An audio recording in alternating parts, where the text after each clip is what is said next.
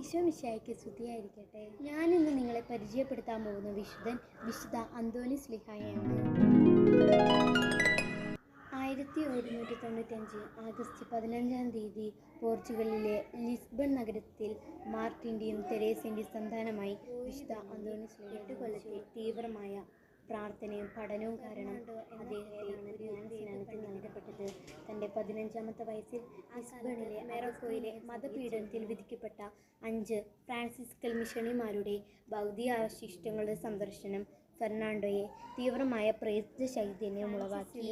ഉത്തര ഇറ്റലിയിലും അദ്ദേഹം സുവിശേഷത്തിൽ നടന്ന ഫ്രാൻസിക്കൽ പൊതുസമ്മേളനത്തിൽ വെച്ച് ആൻ്റണി വിശുദ്ധ ഫ്രാൻസിസ് അസീസിയെ കണ്ടു. ഫ്രാൻസിസ്കൽ സഭയിലുണ്ടായിരുന്ന ഒരു തർക്കം സംബന്ധിച്ചിട്ടുള്ള ഔദ്യോഗിക റിപ്പോർട്ട് 9-ാം ഗ്രിഗോറിയോസ് മാർപ്പാപ്പയെ സമർപ്പിക്കുവാൻ ആൻ്റണി നിയോഗിച്ചു. 1226 അദ്ദേഹം ഇറ്റലിയിലേക്ക് നിയമിക്കപ്പെട്ടില്ല.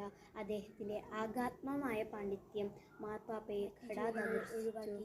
സുവിശേഷം പ്രസംഗിക്കാൻ അദ്ദേഹത്തെ പാദുവായിലെ 1231 ജൂൺ മാസം 5 ഒരു ആശ്രമത്തിൽ നിന്ന് പാദുവായിലേക്ക് തിരിച്ചു പോകെ യാത്രമധ്യേ രോഗബാധിതനായ ആൻ്റണി തൻ്റെ 36-ാമത്തെ വയസ്സിൽ പണ്ഡിതോചിതമായ പല അത്ഭുതങ്ങളും നടത്തി.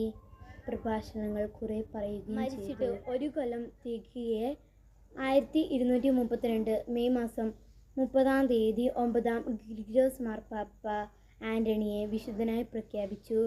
വിശുദ്ധൻ്റെ മധ്യസ്ഥം തേടുന്ന നാനാജാതി മതസ്ഥർക്കും ഇപ്പോഴും വിശുദ്ധൻ്റെ പല അത്ഭുതങ്ങളും ലഭിച്ചുകൊണ്ടിരിക്കുന്നു.